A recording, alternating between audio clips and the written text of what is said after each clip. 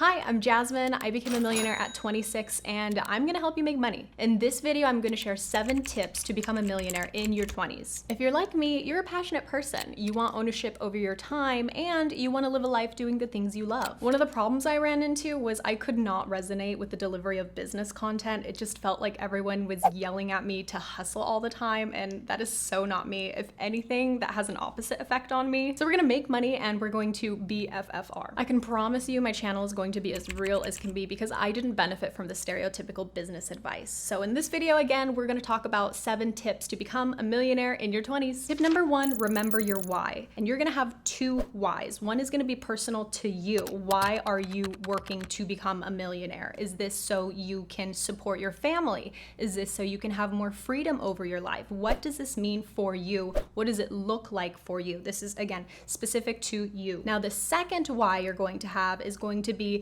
kind of like a greater purpose, or almost for others or for your business. For example, I'm a nurse practitioner, so when I was growing my business, it was important to me that my business delivered the best natural looking results that could exist out there. I'm talking about cosmetic procedures. If you have a more niche type of business, this just popped into my head, but let's say, for example, you sell anime figurines. Maybe you are pursuing this business so to create a community of like-minded individuals who share the same passion, or to create a safe place for these people to connect over something they enjoy. So remember your why, not only for you, but for your business purpose, because you're gonna have times where you're gonna struggle and things are going to get hard, and you need to be able to go back and remember why these reasons are helping you or motivating you to do what you want to do. Tip number 2, this is gonna sound super basic, but hear me out and actually think about what this means and what this looks like for you. So this tip is stay consistent. It is so easy for these words, stay consistent, to go in one ear and out the other, but let me tell you, all of these successful millionaires or successful entrepreneurs that are out there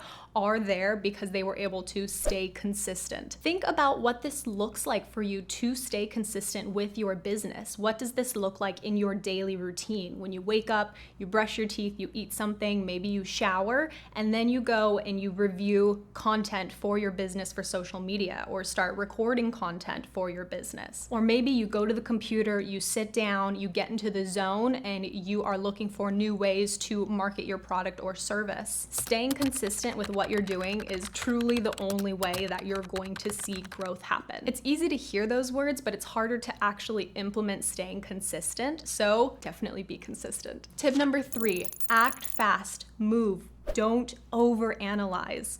This is especially relevant for perfectionists and for procrastinators. I fall more on the procrastinator side, and I learned the hard way that I could think about ideas all day long, but it wouldn't actually matter until I put them into practice, until I actually made something happen. For example, you could be thinking about your social media strategy or think about the layout of your website, but nothing's going to happen until you actually start putting, for lack of better words, pen to paper and start actually building the website, start actually making the content. A lot of times we can idealize our business or even our creative ideas, and we don't want to publish until they are up to a certain standard. And let me tell you, you have these standards because you have something to strive for. The quality of your action is going to develop and mature over time, but you need to start somewhere. Number 4, the basic advice that you've heard before is think outside of the box. I'm going to put a twist on that and say, think inside your box. What does your world look like? Nobody has lived your life and had the experiences that you have. For example, with my business, I was really tired of beauty businesses marketing to clients and making them feel like they weren't enough or that they had to attain to a certain standard of beauty. So I developed my brand language to include self-acceptance. And that wasn't really being done except for beauty brands saying, ooh, self-love, buy my product, and then you can love yourself more. And that just felt weird. It didn't really resonate. What is something that you want to see in the world when it comes to your business or your form of entrepreneurship? You are special. Show up as you. Number 5, embrace the cringe. I think this is particularly difficult for creative people because they want to come across a certain way. A big part of business and making money is marketing. In its essence, marketing is putting yourself out there, and that alone can be perceived as cringe. Especially if you're building something that involves a personal brand, this can be difficult. You may feel like people might be talking about you, but they can talk about you all they they want because you're gonna be making money. Tip number 6,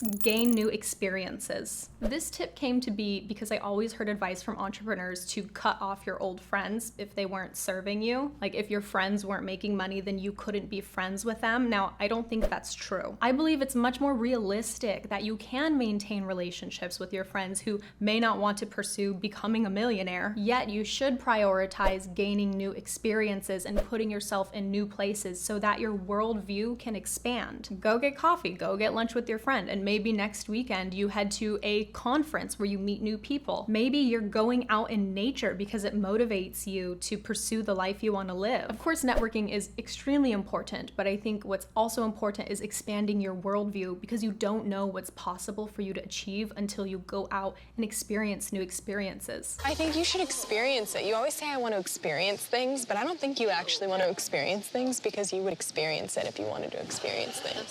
Tip number 7, now arguably to me, this is one of the most important tips that I have to share with you. And the common advice would be to stay humble. Of course, it's important to stay humble, but the tip that I have for you is to work on your self-esteem. If you subconsciously believe that you don't deserve to make a certain amount of money, then that is going to be limiting you and you won't even be aware of it. This can look like self-sabotaging behaviors, and this also impacts the way you carry yourself. Working on your self-confidence doesn't mean you need to be stuck up. This more so translates to you having a greater level of self-respect. Self-esteem and self-respect are super important for business, and this is also going to affect the way that others perceive you. And sometimes the way others perceive you doesn't matter, but there can be some different opportunities that you can benefit from. I would like to challenge you to write these tips down and to explore what each of these individually mean for you and what they would look like for you, because I know as you grow in your business and as you grow with your financial freedom that you're going to see these themes come up. If these tips brought you value, please like the video and subscribe for more content, and I'll see you next time.